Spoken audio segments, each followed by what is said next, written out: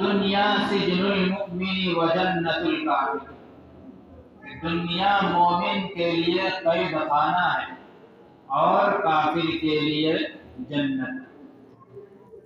تو مومن کے لیے قید خانہ ہے۔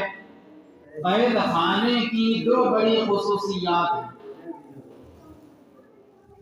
جس کو بھی قید خانہ میں وقت گزارنے کا موقع ملا ہو یا اتفاقاً وہاں قید خانہ پہنچا ہو یا وہاں کی جانکاری ہو، تو یقینی طور پر اس کو اس بات کا علم ہوگا کہ دو بڑی خصوصیات ہوتی ہے قید خانوں کے لیے۔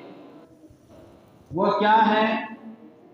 ایک تو بڑی خصوصیت یہ ہے کہ قیدی جب قید خانے میں جاتا ہے وہاں اس سے اس کی مرضی کو چھین لیا جاتا ہے، وہاں اس کی مرضی نہیں چلتی ہے، اب قید خانے والوں کی مرضی چلتی ہے۔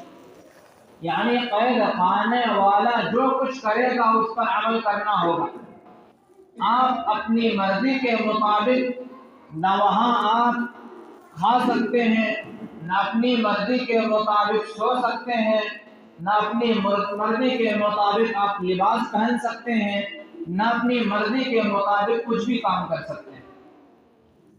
حتیٰ کہ اگر آپ کو بھوک بھی لگے گی اور آپ کھانے کی کوشش کریں گے تو آپ کی مرضی نہیں چلے گی جب تک کہ قید خانہ والا آپ کو اجازت نہ دے دے آپ کے سامنے کھانا نہ لائے، اور کھانا بھی وہی کھانا ہوگا جو ہمارے سامنے لا دیا جائے گا، وہاں بھی ہماری مرضی نہیں چلے گی۔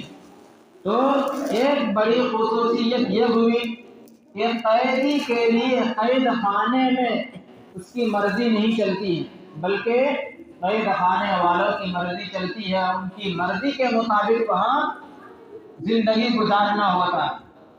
اور دوسری خصوصیت یہ ہوتی ہے کہ قیدی وہاں کتنے بھی دن رہ لے اس کے در و دیوار سے ان کا دل نہیں لگتا ہے، اور نہ قیدی اپنا دل لگاتا ہے۔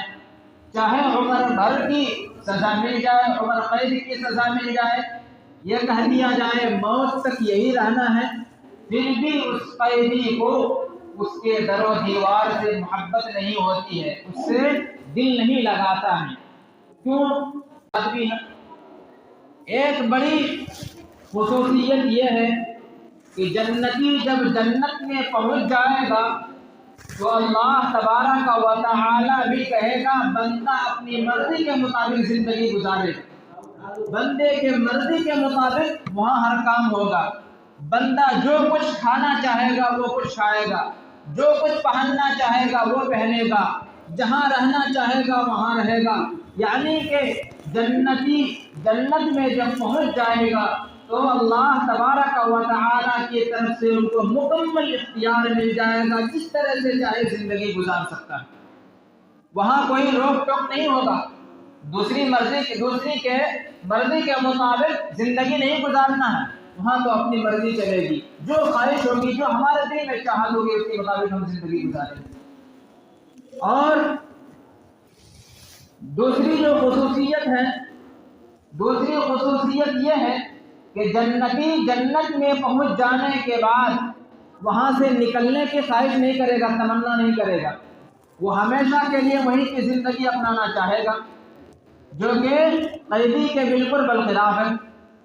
قیدی جو چاہتا ہے کہ ہم یہاں سے کب نکل جائیں، لیکن اللہ تبارک و تعالی جس شخص کو جنت عطا کر دے گا تو جنت میں جانے کے بعد وہ شخص کبھی تمنا تک نہیں کرے گا کہ ہم یہاں سے نکل جائیں۔ لیکن ایک شخص ہوگا، ایک مومن ہوگا جو وہ تمنا کرے گا، جنت سے نکلنے کی بھی تمنا کرے گا۔ اللہ کے نبی صلی اللہ علیہ وسلم نے بھی اس بات کی تمنا کی۔ وہ کیا ہے؟ وہ کون لوگ ہیں ایک مومن؟ وہ ہے شہید۔ شہید کے بارے میں اللہ کے نبی صلی اللہ علیہ وسلم نے فرمایا ہے کہ جو شخص اللہ کے راستے میں قربان ہو گیا ہو، اللہ کے راستے میں شہید ہو گیا ہو، وہ شخص جنت میں جانے کے بعد بھی تمنا کرے گا